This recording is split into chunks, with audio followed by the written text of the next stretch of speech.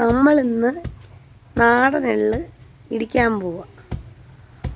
എൻ്റെ അച്ഛനാണ് ഇടിക്കുന്നത്, ഞാനിവിടെ സഹായിച്ചു കൊടുക്കാം.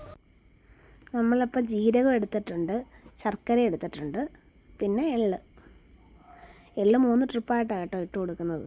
ആദ്യം നമുക്ക് എള്ള് ഇട്ട് കൊടുക്കാം.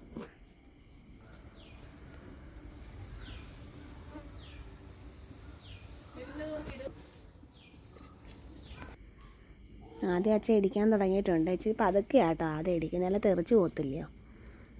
ഒരുവിധം ഒന്ന് ഇടിഞ്ഞ് വന്നു കഴിയുമ്പോൾ നമുക്ക് നന്നായിട്ട് ഇടിച്ചു കൊടുക്കാം കേട്ടോ. അത് കഴിഞ്ഞ് അമ്മ ജീരകം ഇട്ട് കൊടുക്കുന്നുണ്ട്. ഞാനിവിടെ ഒന്ന് ഹെൽപ്പ് ചെയ്ത് കൊടുക്കുക കേട്ടോ.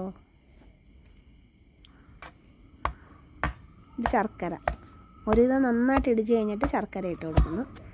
എന്നിട്ട് നമുക്ക് ഇതുകൂടെ ചേർത്ത് നന്നായിട്ട് എല്ലാം കൂടെ ഒന്ന് ചേർന്ന് വരുന്ന രീതിയിൽ നന്നായിട്ട് ഇടിച്ചെടുക്കാം. ഇടിച്ചിടിച്ച് നന്നായിട്ട് എണ്ണ തെളിഞ്ഞ് വരണം.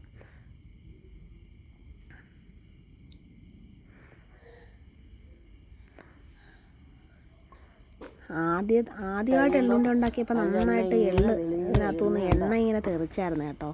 ഇതിപ്പം കുറച്ച് ദിവസം ആയതായി എള്ള്, അപ്പം അതുകൊണ്ടായിരിക്കാം അന്നുണ്ടാക്കിയതിൻ്റെ അത്രയും എണ്ണയൊന്നുമില്ല. അപ്പോൾ പരിപാടി കഴിഞ്ഞ് ഒരുവിധം നന്നായിട്ട് ഇടിച്ച് കഴിഞ്ഞിട്ട് നമുക്ക് ഉരുട്ടി എടുക്കാം.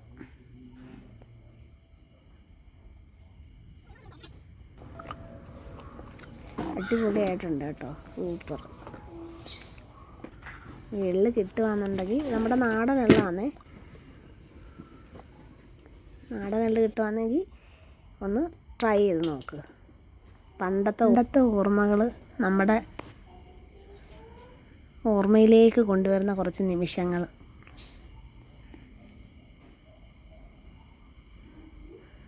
അപ്പോൾ ഓക്കെ, ബൈ ബൈ.